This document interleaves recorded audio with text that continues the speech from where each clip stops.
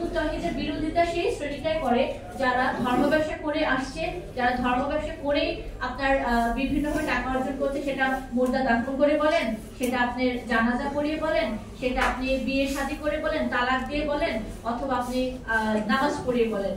ঠিক আছে, তো আমরা এটাই প্রমাণ করে দিয়েছেন আমাদের মাননীয় ইমামের লেখনীতে, যেটা হারাম কাজ, এবং যারাই এই কাজের সাথে সম্পৃক্ত তারাই হিজবুত তাওহীদের বিরোধিতা করে, তারাই মানুষের মাঝে আমাদের ব্যাপারে বিভ্রান্তি সৃষ্টি করার চেষ্টা করে থাকে।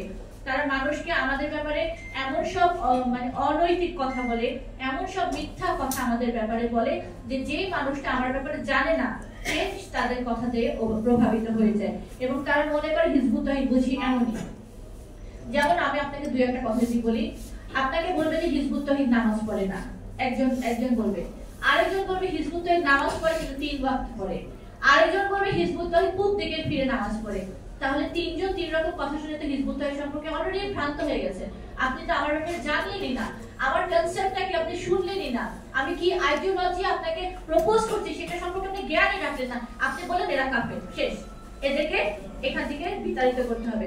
আরেকজন বলবে যে হিজবুত তাওহীদ কালো কাপড় পরায় বসায় বসায় খবর দেয়। কি পরিমাণ মিথ্যাচার, এবং এইসব মিথ্যাচারগুলো কারা করছে? যারা লক্ষ লক্ষ ধর্মপ্রাণ মুসলিমের সামনে বসে বসে ওয়াজ করছে, বান্ডেলে বান্ডেলে টাকা কামাচ্ছে। কেন করছে? কারণ আমরা বলেছি তোমরা যেভাবে টাকাটা অর্জন করছো সেটা আমার কথা না, আমার ইমামের কথা না, আমাদের প্রতিষ্ঠাতা ইমামুজ্জামানের কথা না, সেটা স্বয়ং আল্লাহর কথা। এটা prohibited, it is illegal, you cannot do that. বর্তমানে সেটাই হচ্ছে আমাদের কাজ। এই জন্য তারা আমাদের আইডিওলজির সামনে তারা দাঁড়াতে না পেরে, সেটাকে কনফ্রন্ট করতে না পেরে, বিকজ ইটস ট্রু, এটা আমরা কোরআন থেকে প্রমাণ করেছি। সূরা বাকারার 174 176 আপনি আয়াত পড়লে জানতে পারবেন। তো সেটা তো আপনি খণ্ডাতে পারছেন না। আপনি কি পারছেন? যে ব্যক্তিটা হিজবুত তাওহীদ সম্পর্কে জানে না তার মনের মধ্যে আপনি বিষ ঢেলে দিলেন, এবং সে অলরেডি আমার ব্যাপারে ক্ষিপ্ত হয়ে গেল হিজবুত তাওহীদ